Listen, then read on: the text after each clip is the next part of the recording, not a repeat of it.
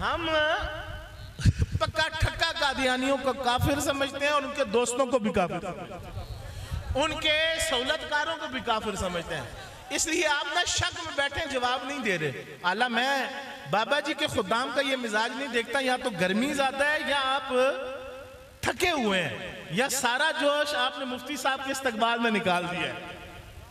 बात समझ आई? नारा तो बाबे दा पर जवाब कोई नहीं आया। ताजदारे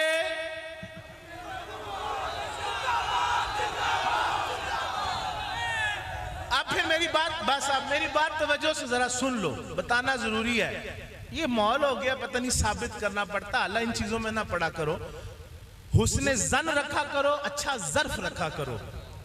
हर बंदा एक जैसा नहीं होता। किसी के बारे में सुनो तो सुनकर भी क्या करो आला हजरत की तरह, अच्छा 99 दफा भी इम्कान है तो फिर भी जाने दो यार, अल्लाह और उसके रसूल जाने।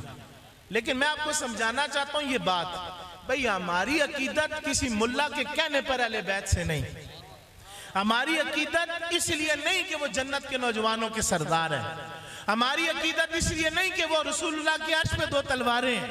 हमारी अकीदत सिर्फ इसलिए नहीं कि हुजूर अलैहिस्सलाम ने फरमाया कि भाई अहले बैत के साथ जो प्यार करेगा मैं उसकी शिफात करूंगा, इसलिए भी नहीं। बस फकत यह है कि उनकी रगों में मुहम्मदुर रसूलुल्लाह सल्लल्लाहु अलैहि वसल्लम का खून है। और वो आज अगर इस महफिल में भी कोई बंदा बैठा है, मुत्तकी है कि नहीं, दुनियादार है, नमाजी है कि नहीं है, ये फकीर कहता है कि वो आज भी हसन हुसैन का बेटा हमारे सर का ताज है। बाकी मुत्तकी है नहीं, अल्लाह रसूल का मामला है। लेकिन बतौर सैयद उसका नसब इधर दुनिया में भी शान वाला है और कल कयामत के दिन हशर में भी शान वाला है। तो ये फिक्र हुसैन कॉन्फ्रेंस सजाना, अपने उसकी तारीख ना रखना, ये सिर्फ इसलिए है कि अहले बैत हैं ही ऐसी शय कि जिनसे हमने उनके लिए प्यार नहीं करना कि कन्ने हो मेरे अबू बकर के।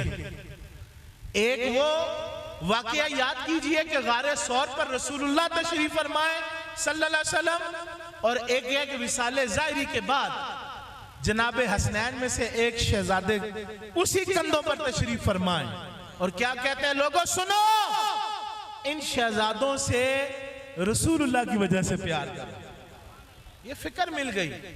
तो अब आप ना कहे, वो कहते हैं जी कोई जंग के लिए गया था, कोई किसके लिए गया था। ना मेरे भाई, वो करबला में शहीद होते ना होते, हमारे लिए वो तब भी सबसे बड़े थे और आज भी इतने बड़े।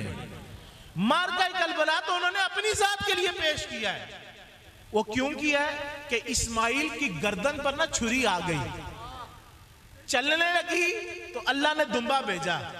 तो कयामत के दिन सूफी कहते हैं, फकीर कहते हैं, इस रम्ज को समझो, वो कहते हैं कयामत के दिन अल्लाह ने यह भी बर्दाश्त नहीं किया कि अगर नबियों में पहला नंबर मोहम्मद का है तो ये कैसे हो सकता है कि मोहम्मद की आल का पहला नंबर ना हो।